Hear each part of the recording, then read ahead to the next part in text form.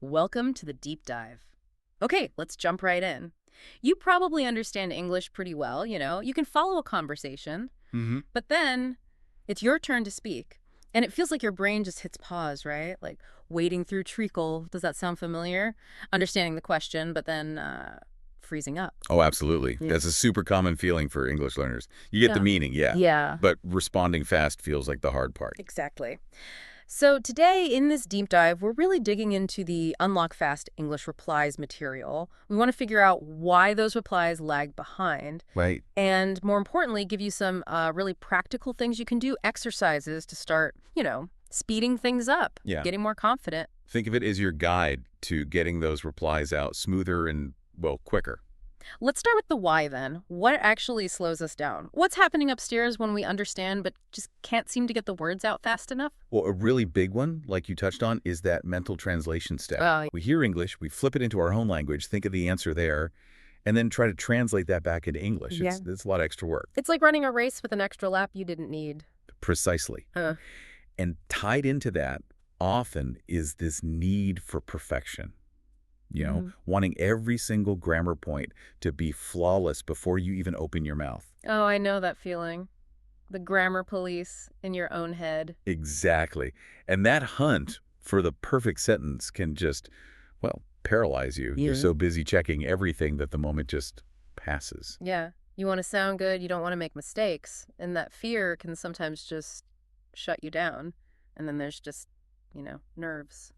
Plain old anxiety. Absolutely. Uh, Speaking another language, it feels vulnerable, right? And when we're nervous, our brain actually works differently. Stress can kind of yeah. jam the signals, making it harder to remember the words you actually know. Like the path to the vocabulary just gets temporarily blocked. And sometimes, honestly, it's simpler than all that. Sometimes you just need a second to think what to say, even in your first language. Right. Like, what's the normal thing to say here? Exactly.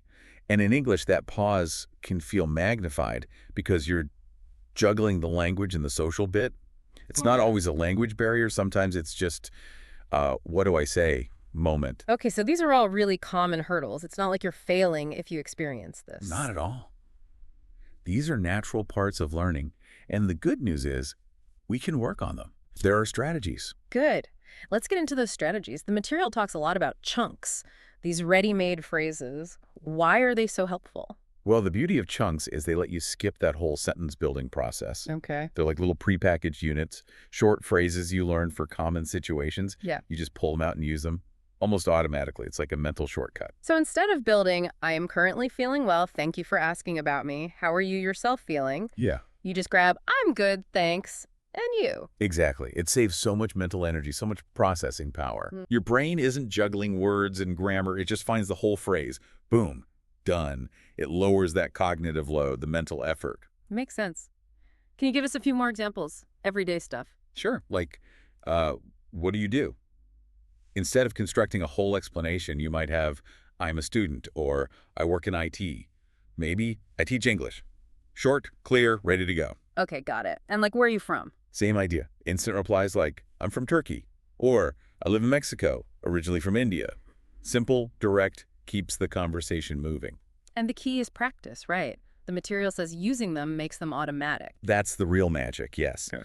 The more you repeat and use these chunks, the deeper they stick. It becomes automatic, like muscle memory, but for speaking. You don't have to think so hard. Okay, to make this really clear, the material has this nice little story, the quick reply, about Anna in the coffee shop. Yes, it's a great example. So Anna's just waiting in line, minding her own business. Standard coffee shop scene. Right. And then a tourist comes up and asks her, pretty simply, hi, is this the right line?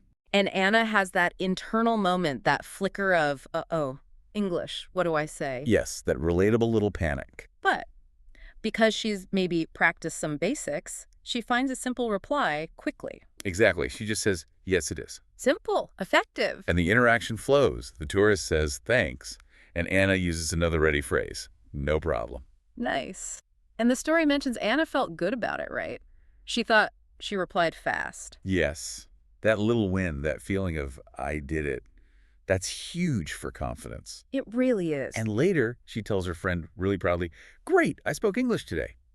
It shows how these small successes build momentum. So the big takeaways from Anna are use those short replies. Don't overthink simple questions, and have those practice phrases handy. Precisely. It wasn't complicated grammar. It was simple practice building blocks. Okay, so we all want more Anna moments. How do we build up our own set of quick replies? The material has some practice ideas. Yeah, one of the simplest things is just repeat common short phrases out loud. Get used to saying them. Train your mouth and brain together. Exactly. The more you say them, the more natural they feel.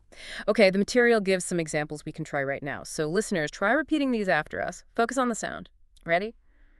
Sounds good. Sounds good. Not really. Not really. I don't know. That's right. That's right. Well, maybe. Oh, maybe. You can kind of feel how they could become automatic pretty quickly, can't you? Definitely. And now let's make it a bit more interactive. We've got a fast practice challenge for you listening. Ooh, I like a challenge. Okay, what's the deal? All right. We'll ask you a few simple everyday questions. Your job is to reply as fast as you can with a short phrase. Could be one we just practiced or just any short natural answer. Ready to try? Let's do it. Okay, first one. Do you want coffee or tea? Brief pause for listener. Okay, next. Are you busy today? Brief pause for listener. And the last one for this mini challenge. Can you speak English? Brief pause for listener. So how did that go? If the replies popped out quickly, brilliant. If you paused a bit, that's totally fine too. Yeah, no worries at all. It just shows you where maybe a little more practice with those quick exchanges could help. Speed comes with practice and familiarity. Now, the material also talks about something that feels like a bigger shift. Thinking directly in English. That sounds key to cutting out the translation delay. It really is a game changer, yeah. We talked about how translating back and forth slows you down. Right. So consciously trying to think in English, even for really simple stuff, starts building direct pathways in your brain. You begin to bypass that translation step altogether. So instead of thinking about the weather in my language and then finding the English words, I try to just have the thought start in English, like, it's sunny. Exactly that. Start small. Throughout your day, just try labeling things or thoughts in English. Like, think, I'm tired, or I like this song, or need to buy milk. Just simple internal thoughts. And doing that with basic things helps with faster replies in actual conversations later. How does that work? It builds the foundation. By making English your internal go-to for simple things, you train your brain to operate more naturally in English. Yeah. So when someone asks you something, your brain is already kind of in English mode. It doesn't have to switch tracks as much. The connection is just stronger, more direct. Got it.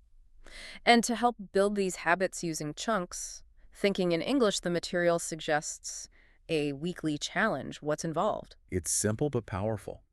Just commit to practicing 5 short English replies out loud every single day for a week. Every day. Consistency is key. Even just a few minutes daily makes a real difference over time. Okay, and how should people practice? Well, you could say them in front of a mirror, watch yourself, pay attention to how it sounds and looks, or record yourself on your phone, listen back. It helps you hear where you might want to tweak pronunciation or, sound more natural. Good tips. And the material gives some examples for this challenge, too. Yep, great ones like, I'm not sure, maybe later. Let's go. That's nice. Yeah. And I agree. All super useful. Okay. Practice those, or others like them, consistently for a week, and you really should start feeling a bit quicker, a bit more confident in those moments, needing a fast reply. It's like building up speaking fitness. So pulling this all together, the main message from this deep dive seems to be faster replies aren't just about knowing more grammar. Not necessarily, no. It's more about practicing actual responses, using those ready-made chunks, and really trying to shift your internal thinking into English. Exactly. Use the chunks. Try to think directly in English and practice, practice, practice. Regularly. And importantly, it's okay to pause sometimes, right? Don't beat yourself up if you need a second. Absolutely. Pausing is natural. The goal isn't instant perfection, it's progress. Just keep engaging, keep trying. Every little bit helps. Every time you listen, speak, repeat, you're moving forward. You really are. Every interaction is practice, every attempt is progress. So, as we finish up, here's something to think about this week. Consider your normal, everyday conversations. What simple questions or comments come up often? Now, could you create a few short, chunked English replies for those, just 2 or 3? And how might actually using those practice phrases consciously change how you feel about speaking English this week? Something to chew on.